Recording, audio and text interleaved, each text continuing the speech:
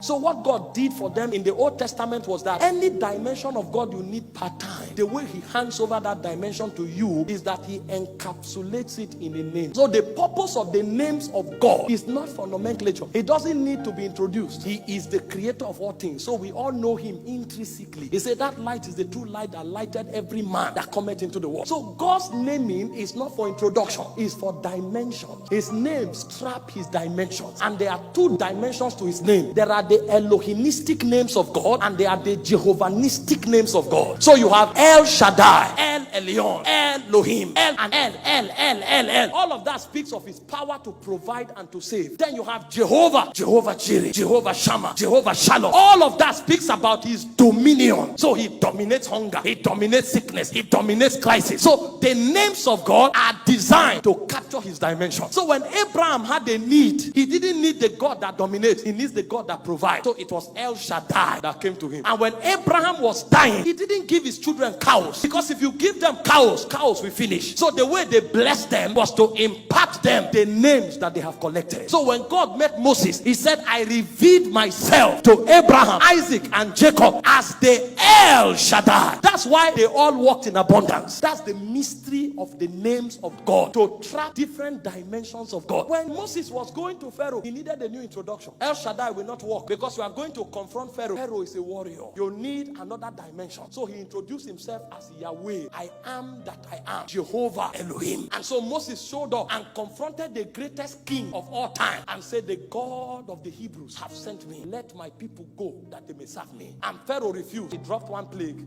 He refused. He dropped another plague. The last time Moses showed up, you know what Moses told Pharaoh? You will not see me again. That means it's an honor for you to see me, because he came in the name of the Almighty, the Sabaoth. He came in the name of the warrior, the King of Kings, the Lord of Lords. And Pharaoh thought it was a joke. That night, every firstborn son, both of man or beast, died. And Pharaoh said, go tell him to carry all the Israelites and their cattle and everything out. When they were going, Pharaoh now thought it was a mistake and started running. And Moses went to God, please save us. Shut up.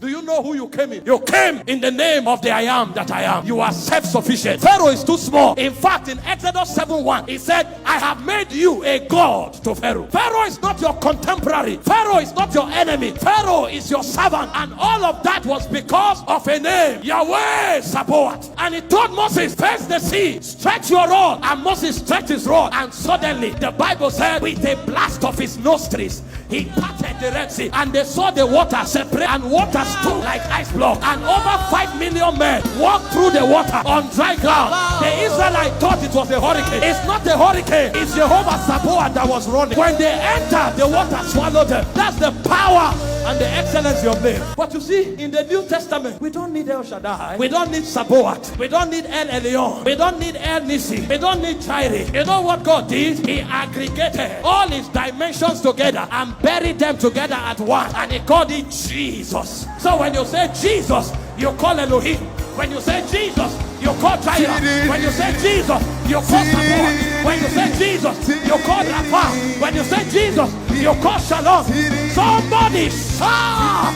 He said he pleased the Father that the fullness of the Godhead should dwell in him bodily. So when I say Jesus, poverty goes down, sickness goes down, deliverance takes place. The name of Jesus becomes the answer. And that's why the battle of the early church was the name. They won the Acts 5, 17, 18, 34, 40, 41. Never preach in that name. Because when they call Jesus, the full dimension of the invisible God manifests. When they call Jesus, healings take place. Silver and gold have I none, such as I have. And you are wondering, what do you mean by such as you have? You are pronouncing a name. The name is not a nomenclature. Is a custodian of a dimension. When I say Jesus, the possibilities of healing are released. That's what they did. They knew the foundation of that name.